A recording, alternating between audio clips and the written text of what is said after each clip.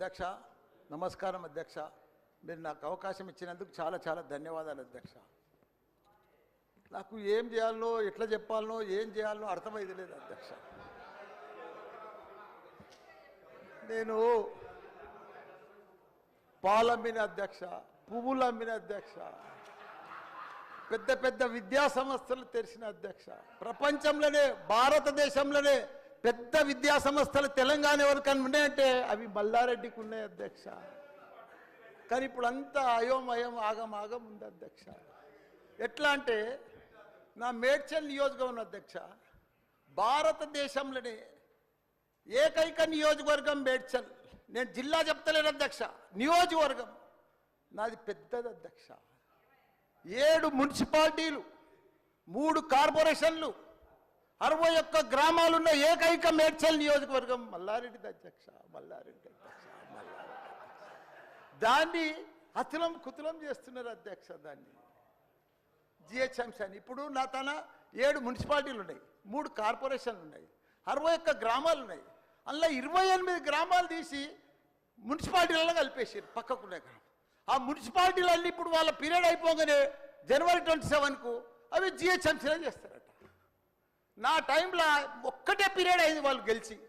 నా దగ్గర ఒక్క మేడ్చల్ నియోజకవర్గంలోనే కార్పొరేటర్లు, కౌన్సిలర్లు, మేయర్లు, జిల్లా పరిషత్ చైర్మన్లు, సర్పంచ్లు, ఎంపీటీసీలు, వార్డు మెంబర్లు వీళ్ళందరూ కలిసి ఒక్క మేడ్చల్ల 444 మంది నా తన లీడర్లు ఎదిగిరు అధ్యక్ష. ఇవాళ వాళ్ళంతా మడ్డాష్ అయిపోయారు. మొత్తం సగం మంది కాంగ్రెస్లకే వచ్చారు, అయోమయంలో పడిపోయారు వాళ్ళు మొత్తం కాంగ్రెస్లో.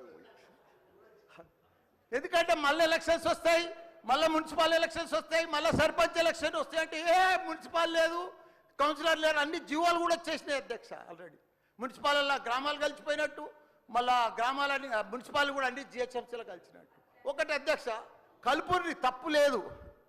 9 మున్సిపాలిటీలు అప్పుడు సరౌండింగ్ షేర్లింగంపల్లి కానీ, కొద్బుల్లాపూర్ కానీ ఇవన్నీ కలిపినప్పుడు ఏమీ లేదు.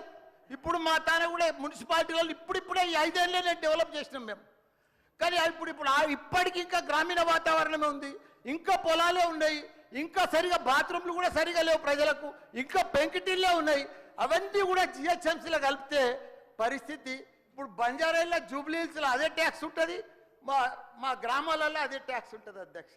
ఈ పైసలన్నీ కూడా తీసుకుపోయి ఏదైనా పెద్ద పెద్ద ఫ్లైఓవర్లు వేయాలన్నా, ఏది వేయాలన్నా మళ్ళీ జూబ్లీహిల్స్, బంజారాలని ఖర్చు పెడతారు అధ్యక్ష.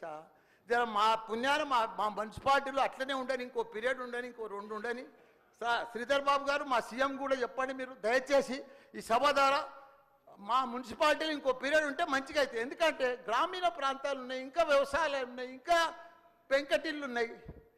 మనం అన్ని ఇప్పుడు నా అన్ని కూడా జిహెచ్ఎంసీలో కలిసినట్టు. నాకు గ్రామర్ రూరల్ లేదు, ఎంపీటీసీ లేదు, సర్పంచ్ లేడు, కౌన్సిలర్ లేడు, ఓన్లీ కార్పొరేటర్. అది కూడా 20-30 వేలకు ఒక్కరు అవుతారు. 444 మంది పోయి 40 మంది కూడా గారు 8-10 మంది అవుతారు నా నియోజకవర్గం.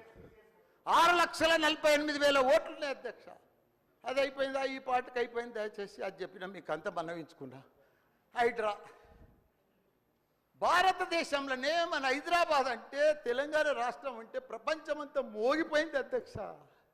ఐటీ రంగంలో కానీ, ప్రతి ఒక్క డెవలప్మెంట్లో కానీ, ప్రతి దాంట్లో కూడా హైడ్రా వచ్చినాక ఒక్కసారి హైడ్రా ఏం పెద్ద తప్పు పని చేయలే. కానీ హైడ్రా వచ్చినాక ఒక భయాందోళనతో మొత్తం కుప్పగొలిపోయింది అధ్యక్ష. హైదరాబాద్ సిటీ దిష్టి తగిలిపోయింది అధ్యక్ష. నువ్వేమన్నా అనుకో, ఎందుకంటే నాకు పెద్ద ల్యాండ్ బ్యాంక్ ఉంది, నాకు పెద్ద విద్యా సంస్థలు ఉన్నాయి, నాకేం నష్టం లేదు, నేనేం ఎఫ్టీఎల్లో లేను, బఫర్ జోన్లో లేను. నేను జనరల్గా చెప్తున్నా, అభివృద్ధి అమెజాన్, గూగుల్, ఫేస్బుక్, యాపిల్ లాంటి కంపెనీలు అమెరికా తర్వాత ఇక్కడ మన హైదరాబాద్ తెచ్చిండు మన కేటీఆర్ అధ్యక్ష.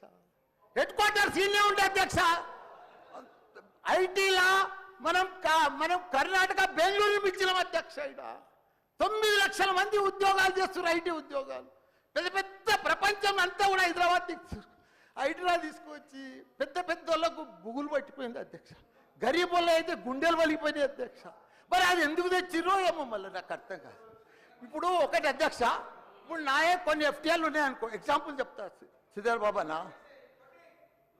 మన ఇంట్లో మన సెల్ ఫోన్లో చూస్తే మన భూమి వన్ జర్సెప్టి ద ఫ్లో అయిపోతుందన్న, మీకు దండం పెడతా. మీరంతా చాలా మేధావులు. మన ఇంట్లో కూర్చొని కూడా మన పొలం హైడ్రాల్ ఉందా, చెరువు ఎఫ్టీఎల్ ఉందా, బఫర్ జోన్లు ఉందా చూసుకోవచ్చు. అంత టెక్నాలజీ వచ్చింది. గూగుల్లోకి పోతే చూసుకోవచ్చు. చూసి ఎవరెవరికి ఉందో ముందే నోటీసులు ఇచ్చి ఓపికతో అర్జెంట్ ఏముంది, తెల్లారి శుక్రవారం పొద్దుగల్లే పోయి శనివారం పొద్దుగల్లే పోయి కూలగొట్టాలని ఏముంది అధ్యక్ష. నిదానంగా వాళ్ళు కూడా మన తెలంగాణ ప్రజలే. వాళ్ళంతా కూడా మీరు ఓటేస్తేనే మనం మంత్రిలో కూర్చున్నాం. మనం అంత ఆదల బాగా ఆధార్ చేసేది, టెన్షన్ చేసేది ఏం అవసరం.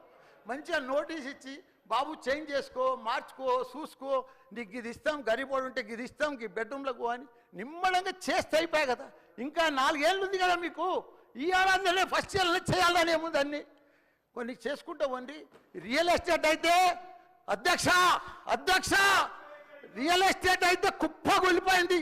ఏదైనా పెళ్లికి అమ్ముదామన్నా కొంటలేరు ఎవరు, పైసల రొటేషన్ లేదు, వ్యాపారాలు లేవు, బిజినెస్లు లేవు, ఏమీ లేవు అధ్యక్ష.